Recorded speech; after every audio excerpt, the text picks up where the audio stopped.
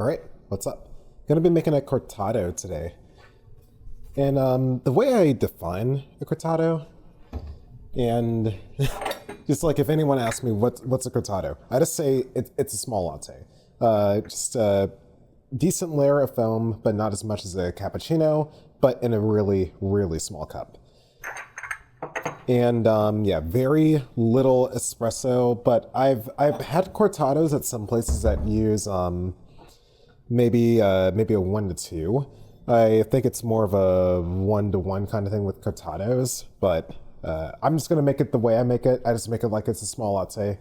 So maybe like a slight 1 to 3 to a 1 to 2 ratio, but in a really, really small cup. So first things first, let's actually warm up the cup because I'm using porcelain.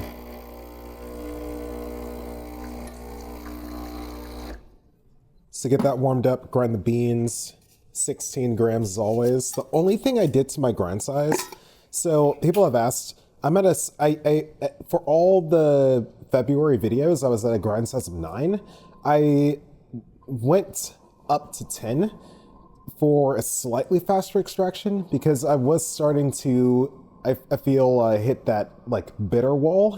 So I moved it up to 10. So it should be a slightly faster extraction, but just overall a better flavor. We'll see.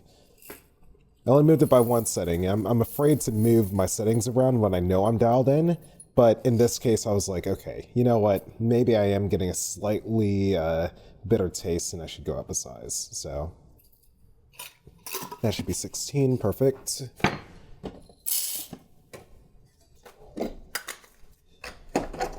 And no chest mount today. Just basic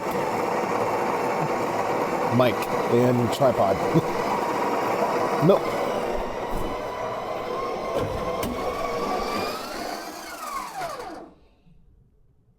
See how I timed the grind perfectly? That's what it means to be dialed in. It's always 16. I don't care what anyone says. People do 18, but I find myself always over extracting or having way too much bean if I do 18 grams with this machine. And maybe it's something with the newer machines that I don't know about, but I got this thing like 5 years ago, so 16 grams is the way to go with this one.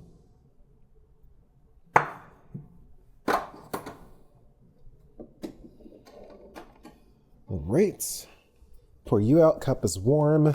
I hit the double anyway, and I just look at it. So let's see where we're at. And I hold it up here, this does something with the surface tension, texture, stuff like that.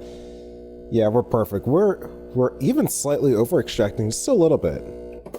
All right, so this is more like a 1 to 3 right here. Whoa. Hopefully y'all can see that okay. Go ahead and pour it out. The cake looked good.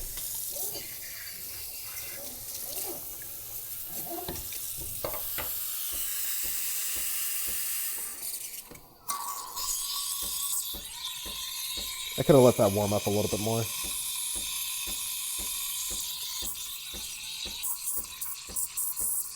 There we go. All right, so I'm aiming for latte texture, so a couple of seconds of letting it aerate right here. Vortex is looking good. I don't have an obscene amount of bubbles in here.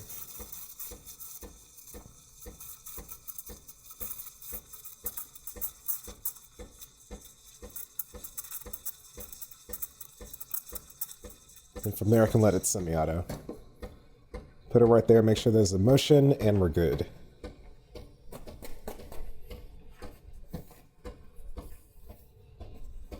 Get the area cleaned up. Get the puck cleaned up. Or basket, I don't know why I said puck. I call it puck basket wherever I want.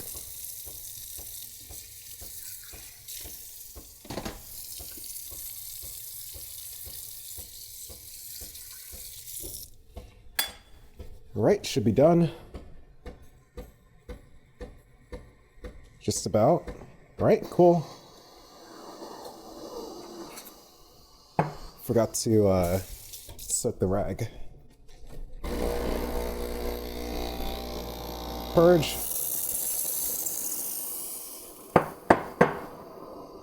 So I got a good layer of foam up here. I don't want the foam, I want to pour it out. Just that very top layer of foam. So now we have more of a steamed milk instead of that huge foam layer. Should make this pour a lot better for latte art, hopefully.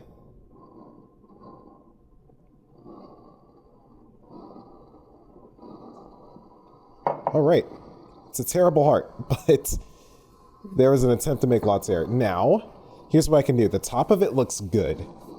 The top of it looks okay. And if you mess up your latte art like I do very frequently, I'll show you a trick with some chocolate you can do. And I'm not sure how cafes in Europe do it. I've heard it optioned to add chocolate to near any drink, it seems. So if you were to add chocolate to this drink, usually I think you would do it with cappuccinos exclusively, but if you were to add chocolate to, really anything, you just do it like this.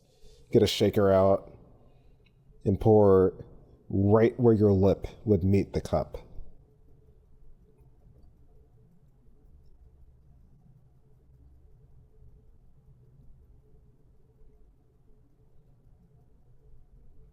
Just like so.